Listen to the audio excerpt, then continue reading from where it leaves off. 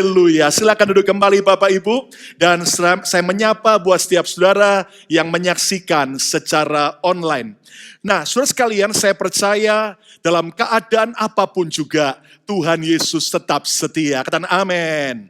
Nah, saudaraku, tahun ini kita banyak belajar tentang community. Dan subtema kita bulan Desember ini adalah miracle, mujizat. Tahukah Anda bahwa Tuhan kita adalah Tuhan sang pembuat mujizat. Dan bagi Tuhan dan bagi orang yang percaya kepada Dia, tidak ada perkara yang mustahil. Nah, saudara sekalian, apapun persoalan kita hari ini, datanglah pada Yesus dan Dialah juru selamat kita. Dia penolong kita, Dia adalah sumber segala mujizat. Yang percaya kita beri tepuk tangan yang meriah bagi Tuhan Yesus. Nah, saudara sekalian, sakit jadi sembuh adalah mujizat sehari-hari. Katakan amin. Percayalah Yesus adalah Jehovah Rafa. Dia Tuhan sang penyembuh. Apapun keadaan saudara, kalau ada saudara yang sedang sakit, percayalah Yesus sanggup menyembuhkan kita. Karena sakit disembuhkan adalah mujizat sehari-hari. Gagal menjadi berhasil adalah mujizat yang perlu disyukuri. Saya berdoa dalam nama Yesus, apapun keadaan saudara, seburuk dan segagal apapun, Tuhan bisa buat mujizat yang gagal diubah jadi berhasil. Katakan amin. Miskin jadi kaya adalah mujizat yang perlu kita nikmati. Karena saya percaya Tuhan mau agar saudara dan saya menikmati segala kelimpahan di dalam Tuhan.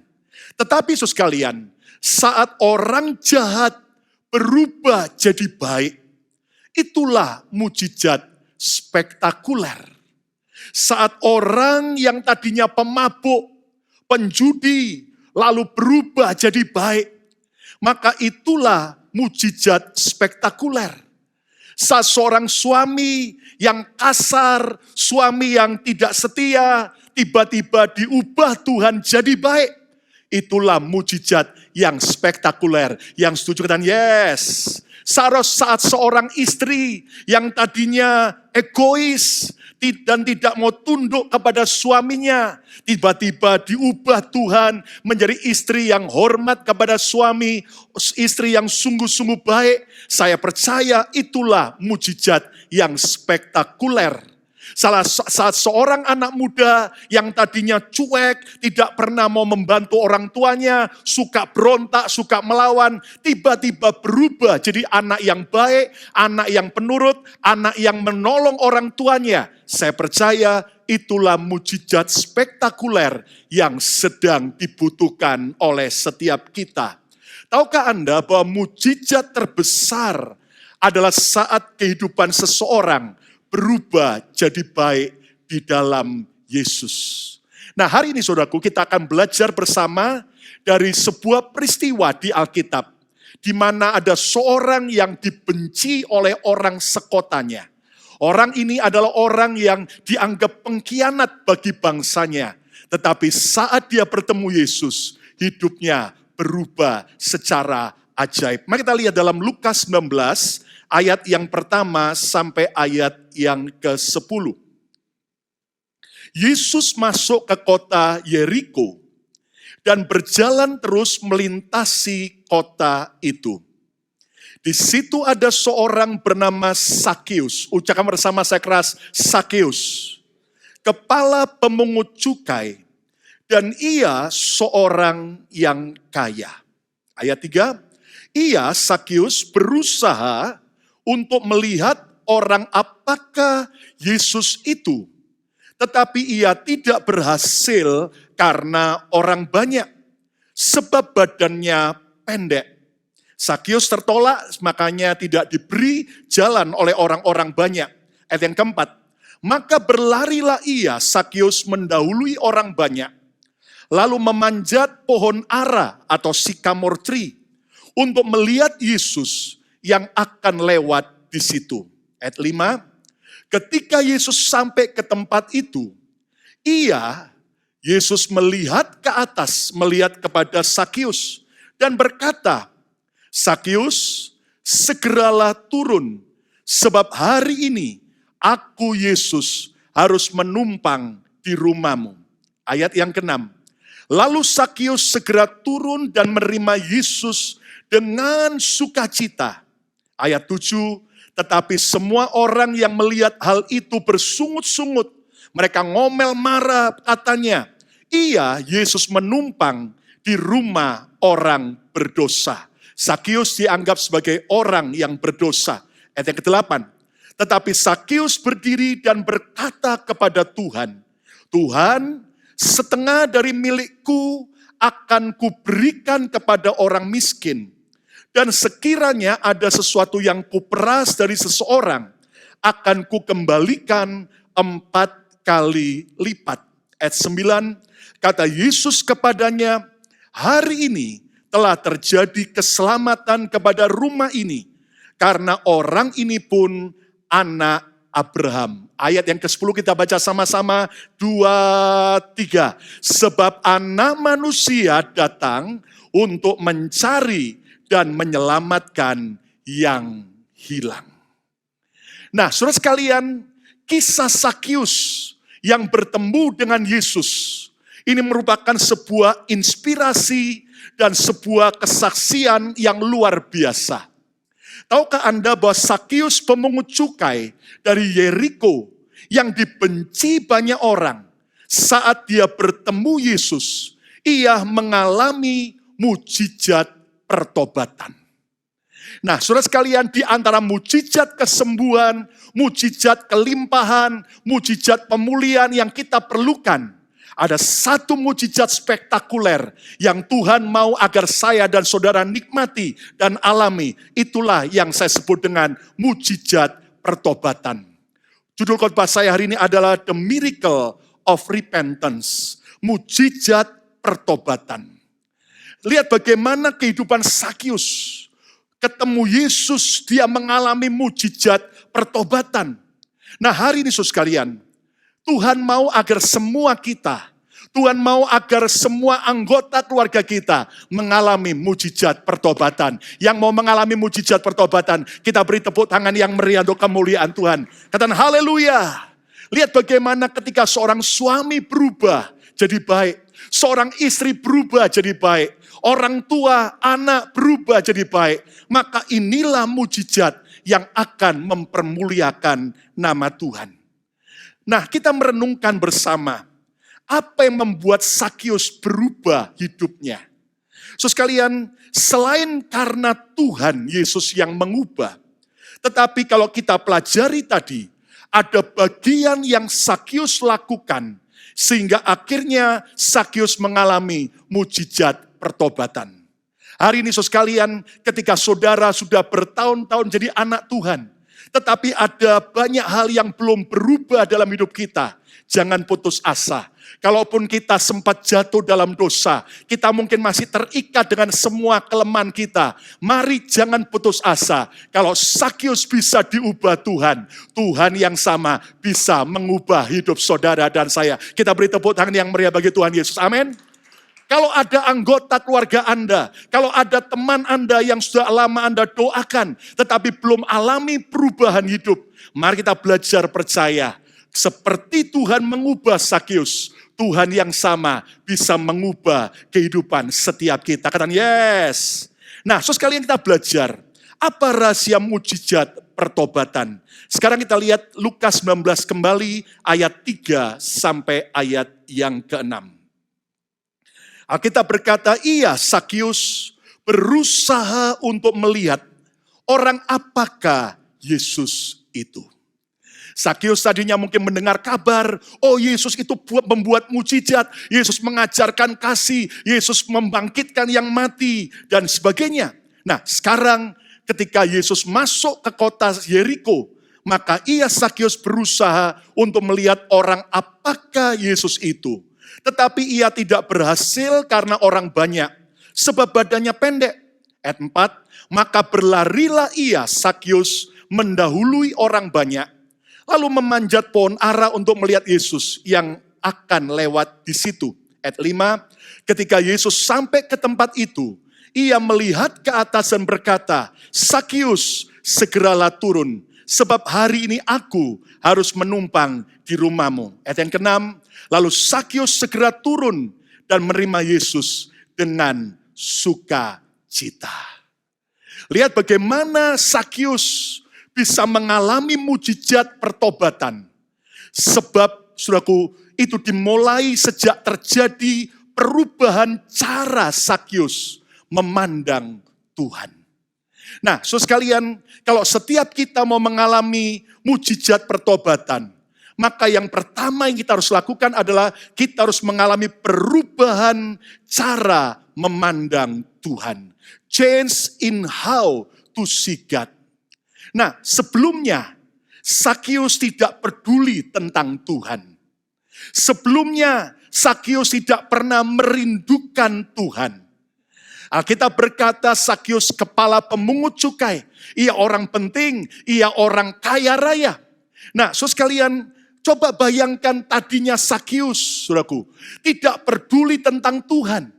Nah, hari ini ada banyak orang, kenapa? Walaupun dia mengaku Yesus Tuhan, tetapi hidupnya belum berubah. Sebab ada banyak orang memandang Tuhan itu hanya sebagai ban serep. Saudara tahu ban serep di mobil itu dipakai kapan? Hanya kalau emergensi saja. Ada orang menganggap, oh urusan Tuhan, urusan rohani, urusan gereja itu kalau aku lagi ngalami masalah saja. Tapi kalau semuanya baik, that's it. Aku gak perlu lagi cari Tuhan. Hati-hati, itu cara pandang yang salah.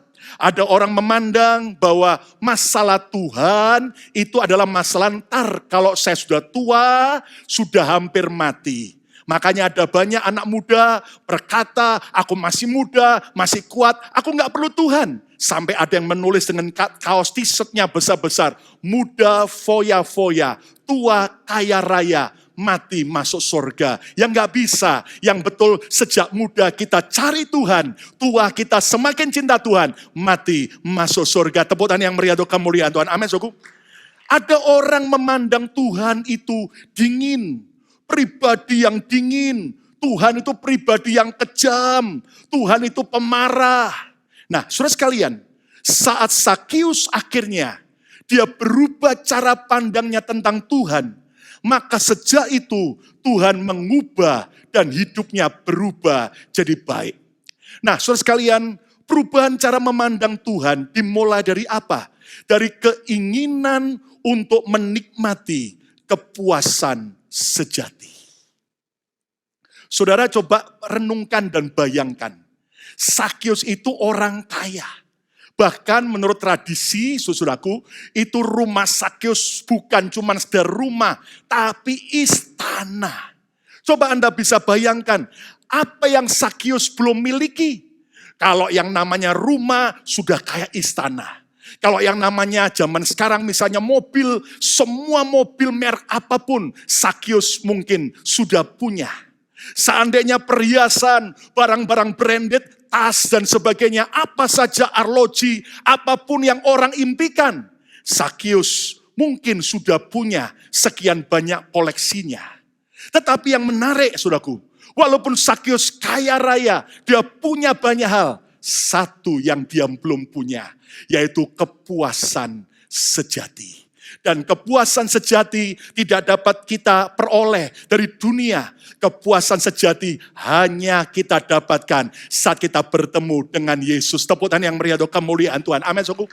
Hari ini, saudaraku, apapun kondisi saudara, mungkin ada berkata, saya sudah enggak perlu apa-apa lagi, saya sudah punya segalanya. Pertanyaannya, sudahkah kita punya damai yang sejati? Sudahkah kita mendapatkan keselamatan, jaminan keselamatan? Kalau kita mati, kita pasti masuk surga dalam Yesus. Ataukah selama ini ada kekosongan dalam jiwa kita? Ada sesuatu kehampaan, semuanya kita punya, tapi ada sesuatu yang kurang. Dengar baik-baik, hari ini Yesus mengasihi setiap kita. Dia mau memberikan kepuasan sejati.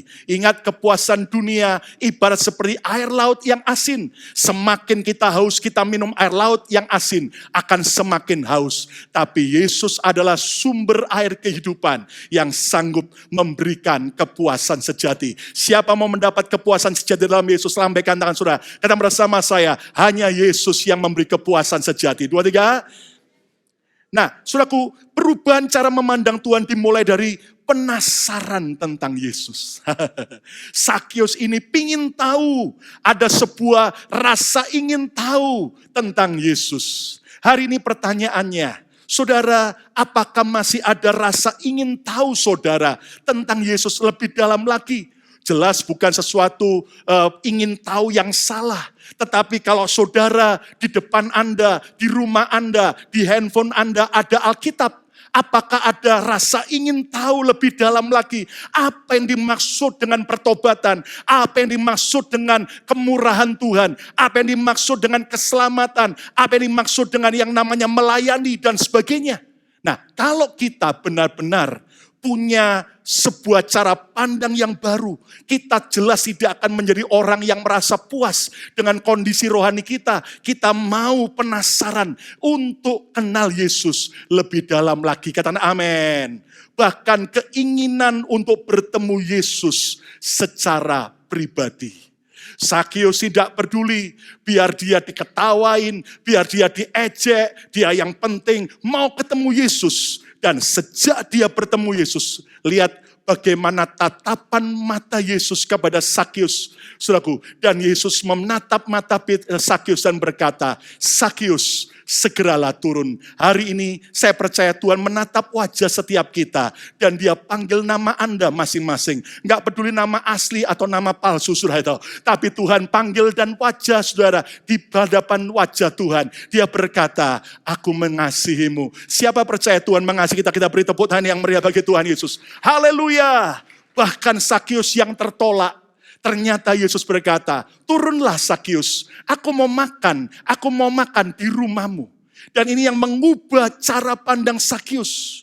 Tadinya mungkin dia berpikir, oh Tuhan itu jauh, tak terjangkau. Tuhan itu begitu dingin, Tuhan itu pemarah. Tapi ternyata justru Sakius memandang Yesus sebagai Tuhan yang mengasihi, bahkan mau menerima dia, orang yang berdosa. Saya percaya tidak peduli masa lalu kita yang buruk seperti apa. Hari ini yang penting kita datang pada Yesus dan izinkan Tuhan mengubah hidup kita. Tidak ada perkara yang mustahil. Beri tepuk tangan yang meriah untuk kemuliaan Tuhan.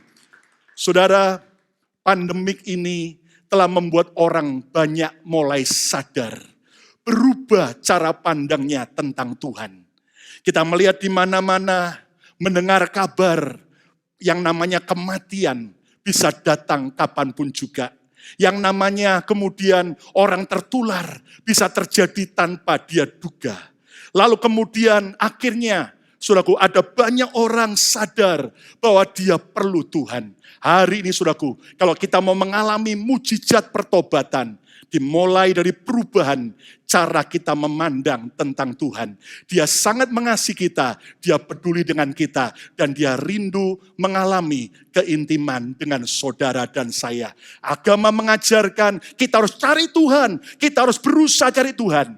Tapi kekristenan berbeda, Yesuslah, Tuhanlah yang sudah cari saudara dan saya. Bukalah hati Anda, dia sungguh mengasihi kita. Kita beri tepuk tangan yang meriah untuk kemuliaan Tuhan. Amin, cukup. Yang kedua, rahasia mujizat pertobatan. Lihat Lukas 19 ayat yang kedua dan ayat 7. Di situ ada seorang bernama Sakius, kepala pemungut cukai. Ia seorang yang kaya. Siapakah Sakius? Reputasinya lompat ayat 7. Tetapi semua orang yang melihat hal itu bersungut-sungut. Orang Yeriko bersungut-sungut, katanya, iya Yesus menumpang di rumah orang berdosa. Mujizat pertobatan terjadi dalam hidup Sakius. Yang pertama tadi, sejak Sakius mengalami perubahan cara pandangnya tentang Tuhan. Tetapi yang kedua, sejak Sakius mengalami perubahan tujuan hidupnya. Kalau saudara dan saya mau mengalami yang namanya mujizat pertobatan. Maka yang kedua kita harus mengalami perubahan tujuan hidup. Change in life purpose. Tahukah Anda sebelumnya tujuan hidup Sakius hanya ingin jadi orang kaya. Tujuan hidup Sakius selama ini salah. Tetapi saat dia bertemu Yesus, Sakius sadar dia perlu kembali kepada tujuan Tuhan ciptakan hidupnya. Yang menarik saya pelajari arti kata Sakius. Arti nama Sakius adalah yang murni dan saleh. Yang murni dan saleh. Nah, Anda mengerti saudara sekalian, Sakius ini akhirnya mengalami perubahan tujuan hidup. Hari ini saya mau tanya, saudara hidup di dunia ini tujuannya untuk apa? Oh, yang penting saya mau jadi orang kaya. Oh, yang penting saya mau jadi orang terkenal. Oh, yang penting saya mau jadi orang yang berpengaruh. Mari kita lihat, Sakius sudah punya segala-galanya. Tetapi akhirnya saat dia bertemu Yesus, tujuan hidupnya berubah. Tujuan hidup yang benar itu apa? Kita harus kembali kepada rencana Tuhan. Untuk apa Tuhan ciptakan kita manusia? Bukan untuk sekedar menikmati berkat. Bukan untuk sekedar mencapai impian. Alkitab jelas berkata, agar kita untuk mempermuliakan nama Tuhan. Kita harus mengejar apa yang Tuhan suka. Bukan lagi apa yang kita suka, tapi apa yang membahagiakan Tuhan. Bukan lagi hanya mengejar apa yang membahagiakan kita. Saudara sekalian, selama kita masih terus mengejar apa yang kita pikir paling membahagiakan kita, maka sebenarnya kita sedang meleset dari tujuan Tuhan menciptakan kita. Apapun yang diciptakan pasti ada tujuannya.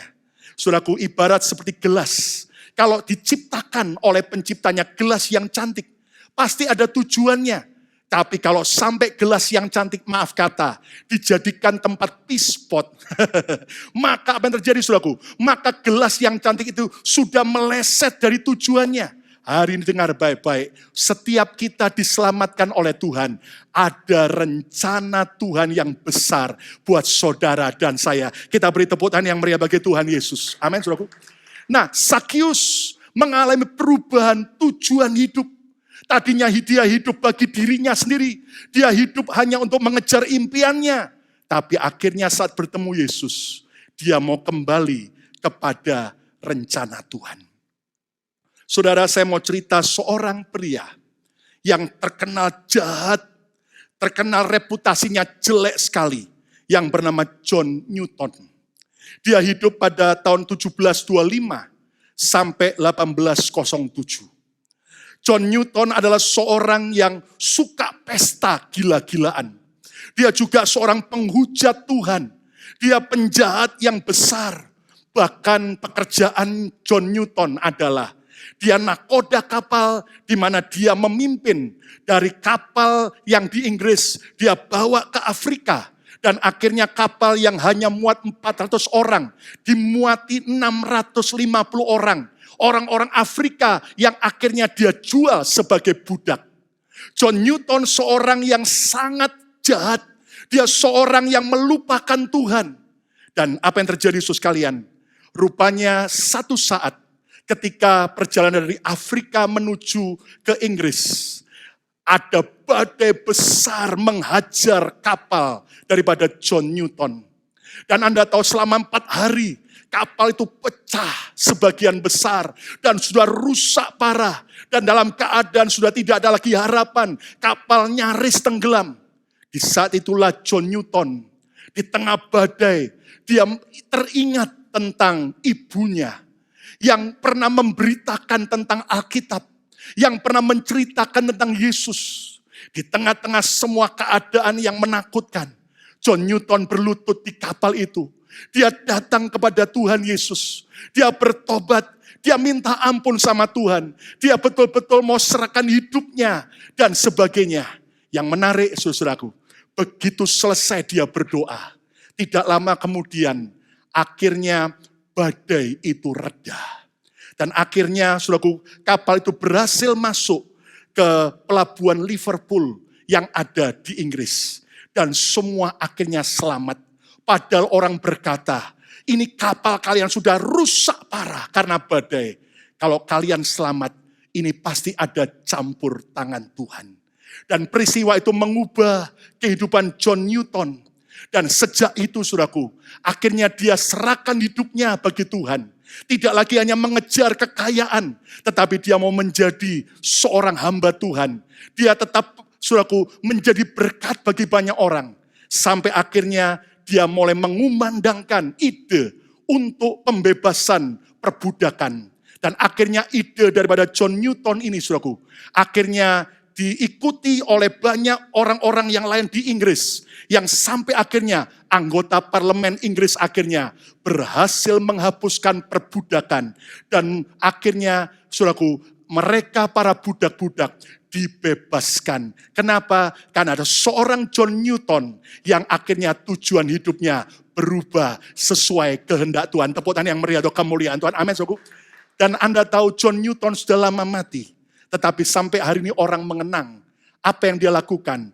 Dalam pertobatannya, maka ada banyak lagu-lagu pujian yang dia tulis. Dan salah satu lagu yang sangat terkenal adalah Amazing Grace. Dan saya akan coba nyanyikan buat saudara. Amazing Grace, how sweet the sound that saved a wretch like me. I once was lost, but now I'm found. Was blind, but now I see. Indonesianya sama-sama. Sangat besar anugerahmu yang beri aku selamat. Ku telah hilang, Tuhan dapat buta, sekarang lihat. Kita beri tepuk tangan yang meriah bagi Tuhan Yesus. Kalau Tuhan bisa ubah John Newton jadi baru, Tuhan yang sama hari ini bisa melakukan mujizat pertobatan. Yang ketiga, rahasia mujizat pertobatan yang harus kita lakukan seperti Sakyus. Lihat sekarang Lukas 19 ayat 8 sampai ayat 9. Tetapi Sakyus berdiri dan berkata kepada Tuhan, Tuhan, setengah dari milikku akan kuberikan kepada orang miskin.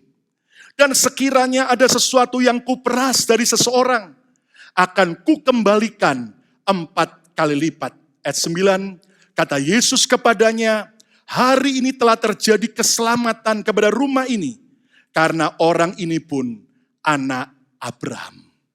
Selain perubahan tentang cara memandang Tuhan, perubahan tujuan hidup, tapi kita melihat dari ayat ini, mujizat pertobatan Sakyus dimulai sejak ia mengalami perubahan cara ia memandang tentang uang. Saudara sekalian, kalau saudara dan saya mau mengalami mujizat pertobatan, yang ketiga, biar kita mengalami perubahan cara memandang tentang uang. Sebelumnya Sakyus mendewa-dewakan uang lebih dari segala-galanya. Sebelumnya Sakyus adalah orang yang serakah tentang uang. Apapun dia kerjakan, yang penting saya dapat kekayaan, yang penting saya dapat uang banyak. Dan lihat bagaimana saat Sakyus bertemu Yesus, maka dia berkata, Tuhan, setengah dari kekayaanku aku akan berikan kepada orang miskin. Dan kalau ada orang yang pernah kuperas, aku kembalikan 4 kali lipat. Coba Anda bayangkan, ini kita berhitung kasaran ya. Seandainya kekayaan Sakyus waktu itu 10 juta US dollar. Maka sejak dia bertobat, cara dia memandang tentang uang berbeda. maka separuhnya diberikan kepada orang miskin. 5 juta US dollar diberikan kepada orang miskin. Alamak, sisa cuma 5 juta.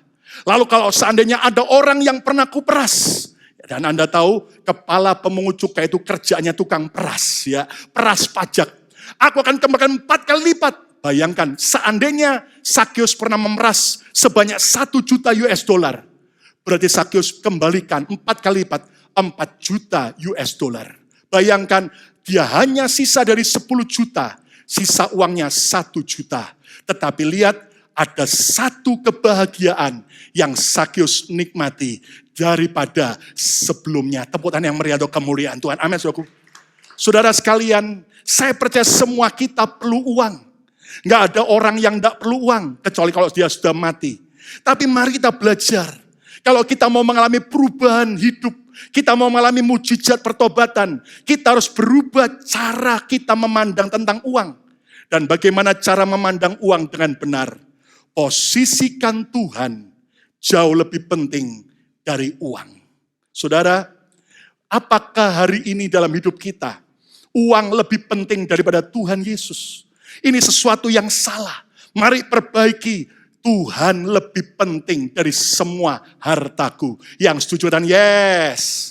Saudaraku, ada orang berkata di masa pandemik ini, oh kalau saya enggak kerja pastor, saya enggak bisa makan. Oh betul. Kalau kamu enggak kerja, kamu enggak bisa makan. Betul. Saya kalau enggak kerja, saya enggak bisa bayar apartemen rumah. Oh betul. Tapi saya mau tanya, berapa banyak orang di masa pandemik ini, dia tidak pernah mau berhenti bekerja. Tapi kalau yang namanya ibadah, yang namanya baca Alkitab, yang namanya cari Tuhan ke gereja, seringkali malah cari banyak alasan. Pertanyaannya, betul, memang kita tidak kerja, tidak bisa bayar apartemen rumah. Tapi pertanyaannya, kalau sampai Tuhan tidak memberi kita nafas 5 menit saja, apa yang kita bisa lakukan? Tidak salah Anda rajin kerja. Dan saya dorong semua kita tetap rajin kerja. Tapi jangan pernah lupakan Tuhan. Cari Tuhan lebih daripada segala-galanya. Kita beri tepuk tangan yang meriah untuk kemuliaan Tuhan. Amin. Dapatkan uang dengan cara yang benar. Sakeus tadinya menghalalkan segala macam cara. Yang penting saya dapat duit. Sejak dia bertemu Yesus, maka cara dia kerja, cara dia saudaraku mendapat uang mulai berubah jadi benar. Dan pergunakan uang dengan cara yang benar. Saudara sekalian, tidak salah kita diberkati. Tuhan ingin kita hidup dalam kelimpahan. Katakan yes.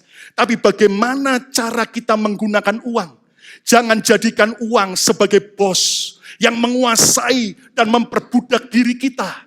Tetapi jadikan uang sebagai alat, tools untuk membuat hidup kita semakin lancar. Ada banyak orang mempergunakan uang dengan cara salah. Dia berpikir bahwa uang segala-galanya. Dan lihat di masa COVID begini saudaraku. Orang baru sadar. Orang punya duit banyak sekalipun. Tidak akan bisa menolong. Hanya Tuhan sumber segala-galanya yang bisa menolong hidup kita. Kita beri tepuk tangan yang meriah bagi Tuhan Yesus. Saudara sekalian, ingat bahwa cara mempergunakan uang dengan benar ibarat seperti kita makan buah mangga. Maka di kulit mangganya Anda kupas. Kulit mangganya jangan dimakan. Kalau Anda makan kulit mangga nanti mencret. Jadi ada bagian persepuluhan milik Tuhan. Jangan dimakan, itu punya Tuhan. Kembalikan ke gereja lokal di mana kita digembalakan. Lalu kemudian isi mangganya kita makan. Sebagian kita nikmati. Orang percaya boleh nikmati berkat. Tapi jangan sekaligus dihabiskan. Sebagian dipotong lagi, isi mangganya, masukkan kulkas. Ada tabungan untuk persiapan masa depan. Untuk cadangan kalau ada sesuatu goncangan. Tetapi ingat, biji mangganya jangan dimakan. Innalillahi saudaraku. Biji mangganya apa? Ditaburkan, ditanamkan untuk pekerjaan Tuhan. Untuk menolong orang miskin. Untuk menolong orang-orang yang membutuhkan. Dan saya percaya itulah cara kita mempergunakan uang dengan benar. Ada seorang yang tanya pada saya, Pastor Lukas, boleh enggak sebagai anak Tuhan kita nikmati berkat, barang-barang branded saya mau beli, saya mau punya, dan sebagainya. Saya berkata, tidak ada masalah. Kita boleh nikmati berkat, tapi pertanyaannya, sebandingkah dengan yang kita habiskan untuk diri kita sendiri, dengan apa yang kita gunakan untuk pekerjaan Tuhan, dengan apa yang kita gunakan untuk kemuliaan nama Tuhan. Saya berdoa biar semua kita berubah seperti Sakyus, cara memandang tentang uang. Sakyus tadinya pelit, irit, dan sangat merangkul uang. Tapi sejak dia bertemu Yesus, dia rela kehilangan segalanya. Karena dia tahu Yesus lebih penting dari segala-galanya. Tepuk tangan yang meriah untuk kemuliaan Tuhan. Amin. Yang keempat, yang terakhir, rahasia mengalami mujizat pertobatan. Lihat kembali ayat yang ke-8. Lukas 19 ayat 8. Tetapi Sakyus berdiri dan berkata kepada Tuhan, Tuhan, setengah dari milikku akan kuberikan kepada orang miskin. Dan sekiranya ada sesuatu yang kuperas dari seseorang, akan kukembalikan 4 kali lipat. Saudara, mujizat pertobatan yang Sakyus alami, selain karena ada perubahan cara dia memandang tentang Tuhan, perubahan tujuan hidup, perubahan cara dia memandang tentang uang. Tapi yang keempat, mujizat pertobatan Sakyus dimulai sejak terjadi perubahan cara ia memandang orang lain. Saudara sekalian, kalau kita mau mengalami mujizat pertobatan, kita harus mengalami perubahan cara memandang orang lain. Tadinya Sakyus tidak peduli orang lain. Dia tidak peduli orang miskin. Mungkin saya coba bayangkan kenapa Sakyus dimusuhi. Karena tadinya Sakyus kejam, cuek, suka menghina orang lain, suka merendahkan.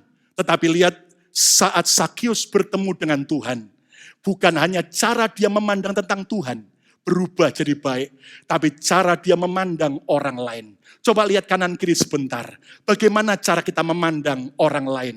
Bagaimana cara kita memandang orang-orang di sekitar kita? Apakah sudah cara pandang yang Tuhan mau atau justru cara pandang yang salah selama ini? Bagaimana cara pandang orang lain dengan benar? Pandang orang lain bukan sebagai objek untuk mencari keuntungan. Ada orang setiap kali ketemu orang, selalu yang dia pikir, apa yang aku bisa dapat keuntungan dari orang tersebut. Tetapi saudara sekalian, cara kita memandang orang dengan benar, kita tidak lagi mencari apa yang aku bisa dapat dari orang itu. Tapi apa yang aku bisa bagi orang itu. Apa yang bisa aku lakukan untuk menolong orang itu. Apa yang bisa lakukan untuk jadi berkat bagi orang itu. Jangan pernah merugikan orang lain. Dan jadilah berkat bagi orang lain. Lihat bagaimana Sakyus akhirnya berubah. Dia akhirnya cara memandang orang lain. Dia mau jadi berkat, dia mau melayani. Dan saudara sekalian, menurut tradisi gereja, memang tidak dicatat di Alkitab, tapi menurut tradisi gereja, ternyata Sakyus ini akhirnya menjadi salah seorang yang oleh murid-murid Yesus diubah namanya menjadi Matias. Dan kalau Anda ingat, setelah Yudas Iskariot akhirnya mati gantung diri, maka Simon Petrus dengan rasul yang lain membuang undi, dan akhirnya Matias terpilih menjadi rasul menggantikan yaitu Yudas Iskariot. Dan dipercaya oleh tradisi gereja, siapakah Matias ini? Inilah Sakyus yang hidupnya berubah. Dia jadi berkat, bahkan akhirnya dia dipercaya menjadi hamba Tuhan, saudaraku, yang dipakai Tuhan pada waktu dia hidup. Dan akhirnya dia juga mati secara syahid demi Tuhan Yesus. Orang sejahat Sakyus saat bertemu Yesus, hidupnya berubah jadi luar biasa. Kita beri tepuk tangan yang meriah untuk kemuliaan Tuhan. Amin, saudaraku. Kesimpulannya, alami mujizat pertobatan sama seperti yang Sakyus alami. Hari ini tidak peduli seburuk apapun kesalahan saudara. Mungkin sudah berkali-kali kita jatuh bangun dalam dosa. Ada pengharapan dalam Yesus. Dia mau mengubah hidup kita. Alamilah mujizat pertobatan. Rahasia mengalami mujizat pertobatan. Yang pertama, kita harus berubah, mengalami perubahan cara memandang Tuhan. Dia Tuhan yang sangat cinta kita. Jangan jadikan Tuhan sebagai ban serep. Oh, ntar kalau aku udah tua saja, baru aku cari Tuhan. Hari ini, dimanapun Anda berada, berapapun usia kita mau memandang Tuhan, bertemu Yesus secara pribadi. Yang kedua, kita harus mengalami perubahan tujuan hidup. Tidak lagi hidup hanya mengejar apa yang aku suka, tapi apa yang Tuhan suka. Tidak lagi hidup hanya bagi diri sendiri, tapi kembali kepada rencana Tuhan. Yang ketiga, perubahan cara memandang tentang uang. Bagaimana kita seperti Sakius, uang bukan lagi segala-galanya, tapi Tuhan Yesus adalah segala-galanya. Dan yang keempat, perubahan cara memandang orang lain.